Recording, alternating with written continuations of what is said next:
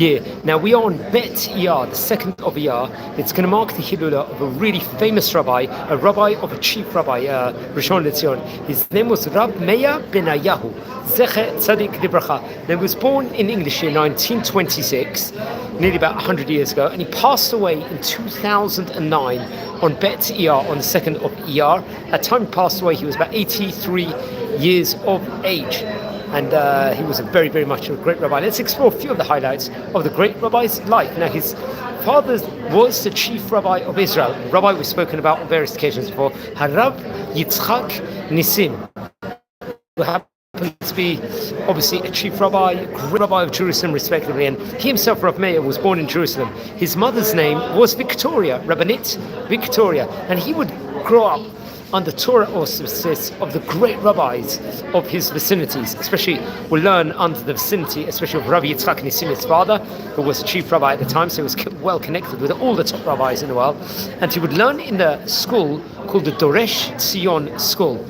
And afterwards, he would end up learning in Yeshivat Kol Torah, respectively, over there. And he would learn in a Beit Midrash called Hamizrahi. This was. Then come with the year 1944. At that point in time, he would be about 18 years of age. He would become, let's say, ordinated from the rabbis, I think, of the neighborhood, respectively. And he will be he'll become a prominent rabbi in Ramema in Jerusalem, respectively. Remember, Ramema in modern day has a very ultra-Orthodox community. It's very near the Tachna Markazit and also quite near the Kotel and Mattersdorf, respectively, also. Now, he was outstanding with his Torah learning. He had a lot of manuscripts, valuable manuscripts of great rabbis of his area, and really was delving in Torah at the highest level, obviously. In 1951, he would become the secretary, I think, of מכון Ben Tzvi. This was very interesting in of itself. Very prominent position that was over there.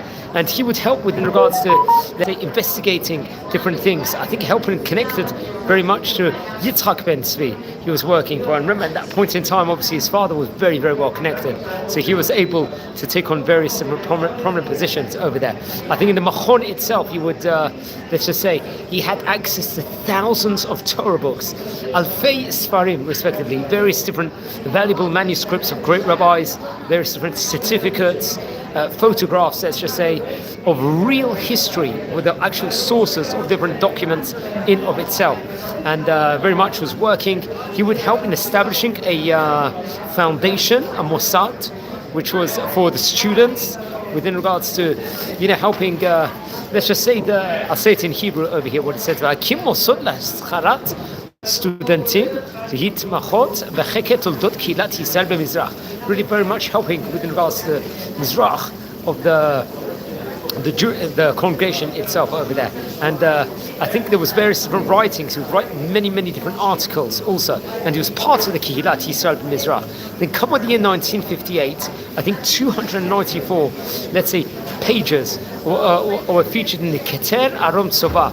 I think many of them had been lost beforehand, if I'm not mistaken, and they would actually reach Jerusalem. Rabbi Meir Benayahu will actually look after these valuable teachings in the Keter and Machakarim, respectively, and was really, really delving with in regards to Jewish books, Jewish literature on a very high level. In 1965, he'll take on even a more prestigious job over there. He would receive a certificate to become a doctor, I think from the university, Hebrew University in Jerusalem, and would really take on various different writings there. He would write down the various different chronicles, let's say, of the Ari HaKadosh, I believe it's reported over.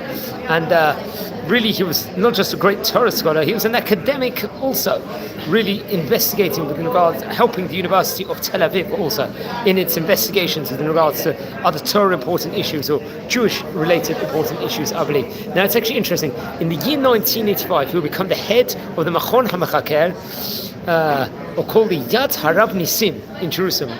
Obviously, I would assume named after his father, Rishon LeZion, Chief Rabbi Yitzchak ניסים over there. And this was a miscarriage, let's just say in himself, that brought about 90 different books 6 volumes of remembrance book of his father, the Rishon LeZion Chacham Yitzchak ניסים, and 15, I believe, volumes that was written, I think, in the Asofot publications in of itself, and that really, he spent a long time basically delving within regards to these writings, these publishings in of itself. Now, he himself would publish many different ma'amarim, sparim, and ma'amarim in of itself. So I think there's the Sifra, the book, his book, the Marbit Torah, which was connected to the Mostot HaKilat Safard, respectively, and the Artsot HaMizrach. That actually came out, I think, in the year 1953, if I'm not mistaken.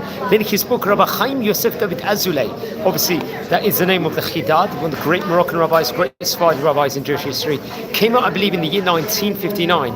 Then there was a book, Rabbi Eliyahu Kapsh Ali, I think, which is Ish Kandia, let's just say. It came out in the year 1983. At that point in time, he would be in his mid-50s. And then there was, that's interesting enough.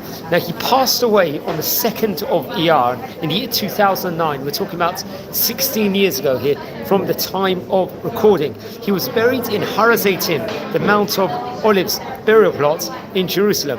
And very much was a famous rabbi, son of the chief rabbi, Rabbi Yitzchak ניסים, and academic, very much connected to the various different universities in Israel. He was born 20 years before the formation of the state of Israel.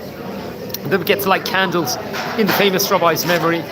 Friends, we're a community here. We're learning about the great rabbis of yesteryear. We've covered around nearly 900 great chachamim of yesteryear. If you happen to descend from any of the rabbis we're speaking about, please send me an email. I would love to hear more. If you feel anyone is interested in watching any of these videos, share the videos to other people also. And if you haven't subscribed yet to the channel, please subscribe now. We're coming near 6,500 members. Wishing you well and take care.